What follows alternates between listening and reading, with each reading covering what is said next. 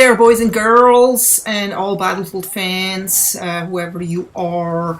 I wanted to make a little video about me trying to tackle those many helicopters that we always experience in Conquest. And it's funny, a lot of times there's nobody doing anything about it. Those helicopters are up, they take us all out, and nobody takes them down. I mean, there are certain matches where you're in a really good team and the helis have no chance. But most of the time, I'm just kind of like I'm always an infantry guy. I love to play infantry. I use some vehicles, but I prefer to just run around. I feel like I'm faster. I can sneak up on the enemy better. You know, when you're in vehicle, you can be seen like a glowing dot on the minimap. It's just better to be on foot. But anyway, I thought I'm going to do something and take some of those helis down. There's just way too many up there. And this is like a match where I was just basically equipping my Stinger to tackle those helis. And I'm not usually a fan of the Stinger because, you know, it's in Battlefield 3 it was a pretty cheap way to take down helis because it locks on. There's not really any skill involved or anything. But I just get really tired of those many helis. I don't mind if there's, you know, a heli here and there. That's good and right. But if it's like, you know, every time a heli, or there's 2 and 3 helis, and you just, you know, get frustrated. So you gotta do something about it if nobody else does anything about it.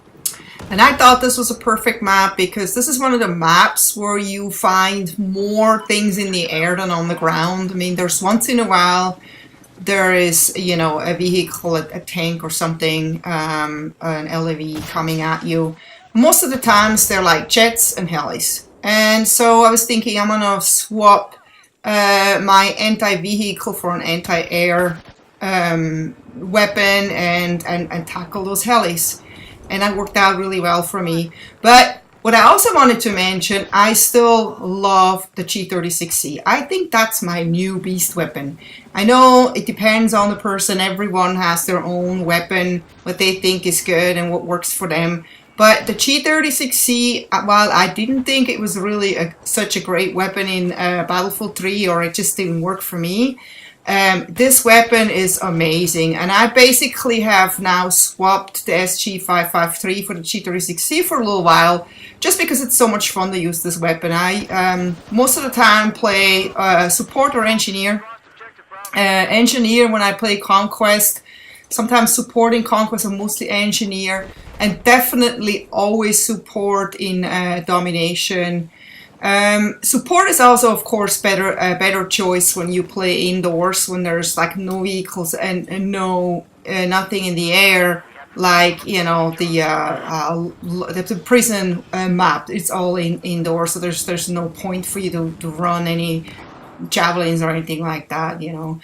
But this weapon just rocks. This weapon is incredibly good on close quarter, but it's also good in long distance. Yeah, you have to really pump it in long distance to take people out, but it just, for some reason, while I just love the SG553 because it's so accurate, this G36C just has more kick somehow. There's a little bit more kick to it. It just, more power, you know what I mean? I mean, somebody mentioned in another video of mine that, you know, the rounds per minute are lower than they should be, or they were higher in Battlefield 3, or in the real G36C, it's a much faster weapon.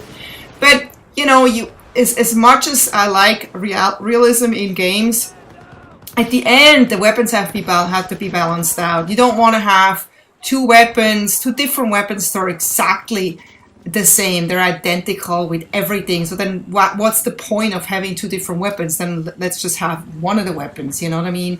It's like the fun thing about having different weapons in a game is so people can try out different weapons, and people are different and everyone has a different preference on what they like. What kind of weapon they use. And if you have two identical weapons, it's like a waste. I mean, unless you're just going for the looks, you know, if you think this weapon looks better than the other, but it does the same job. I don't know, for me, it doesn't matter what a weapon looks like. It matters if it works well. Of course, if it's really clumsy and takes away my sight, then I'm not really you know, a fan of it. Another thing that I've noticed is that I've probably hardly ever gotten revived since I played Battlefield 4. I probably got revived like maybe 4 or 5 times in those like over 100 hours that I put into this game.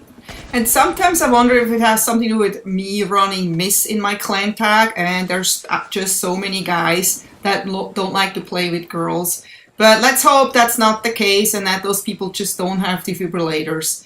Another thing that has always been a big issues in Battlefield 3, and I actually made a video about it a few months ago, is that you can literally be in the same room with a support guy. You've, like, for example, an engineer, and you're totally out of ammo, and you ask the guy to give you ammo with that need ammo function that you have, and you press that button over and over, and the guy basically just doesn't react. He just looks at you like there's something wrong with you. So then you start like stabbing him and shooting him in the face, dancing around him, do everything to kind of, you know, communicate with him. And he still looks at you, and then he just basically runs away. And sometimes I wonder if that has also to do with my clan tag, or if that has to do with the guy just not understanding what the support guy does. Or it could be that it's because, you know, I'm asking him in Chinese and he doesn't speak Chinese. That could be the other reason. I mean, who knows what it is, but it's still an issue. But maybe that gets better during time, and people have more and more videos about it. It will get better. I just posted a little video about dumb things that happen in Battlefield 4 still and haven't been fixed. And one thing that I forgot to mention is that a couple of days ago, what happened to me is that my saved settings got corrupted, and I basically had to reset them. And I just couldn't remember for the hell of me anymore all the settings, like the sensitivity I had to guess again, and all the controller settings I was not 100% sure. And I'm, you know, trying to fly the helicopter here, and I had no clue I was set that inverted was not the way I wanted it, and that's what happens when you fly inverted and you don't know about it. I hope you enjoyed this. Take care and see you next time. Bye bye.